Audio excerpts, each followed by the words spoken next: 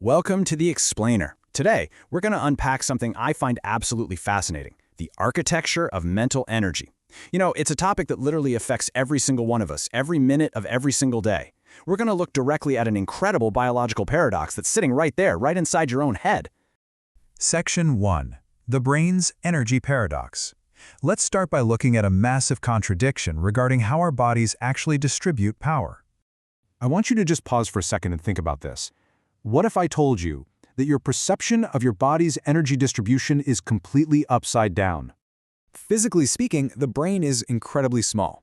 Actually, it makes up only about 2% of your total body weight. Just 2%. The other 98% is, well, literally everything else. Your bones, your muscles, your skin, all your other organs. Your brain is just this tiny 2% slice of the physical pie. Think about that for a moment when you consider the sheer scale of the rest of your physical form. Now, what's really interesting about this slide is the stark contrast. When we switch from weight to energy, that tiny organ, that mere 2% of your mass, demands roughly 20% of your body's total energy. It's a complete paradox. You've got this incredibly small physical structure monopolizing a fifth of your entire energy supply every single day. That means 1 in every 5 breaths you take, and 1 in every 5 bites of food you eat, is dedicated exclusively to powering what's happening inside your skull.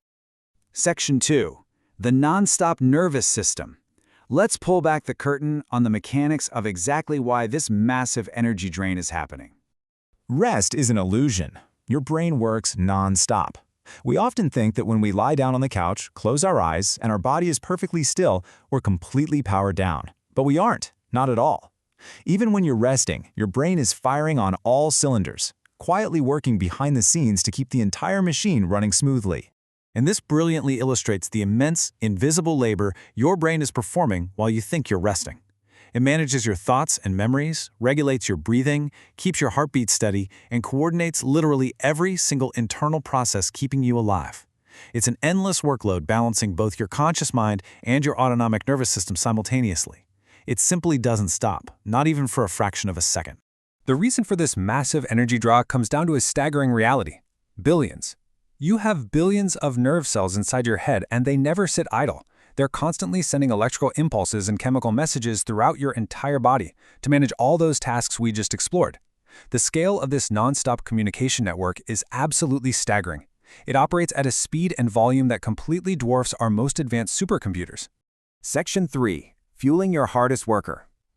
Now, let's bring the focus back to your daily life, shifting from the biological mechanics to practical application. So, the crucial point is this. Because of this nonstop work and massive energy drain, getting proper sleep, staying hydrated, and eating healthy food, they aren't just suggestions. They're absolute necessities. You just can't expect optimal output from your brain if you aren't feeding it properly. This directly links your basic physical self-care to your peak mental performance.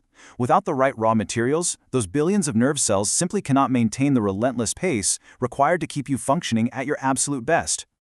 So, next time you feel mentally tired, remember, your brain is one of the hardest working organs in your body.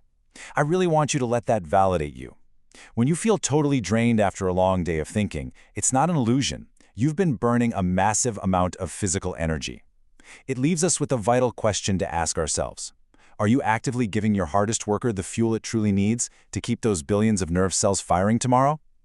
Thanks for learning with me today, and I'll catch you on the next Explainer.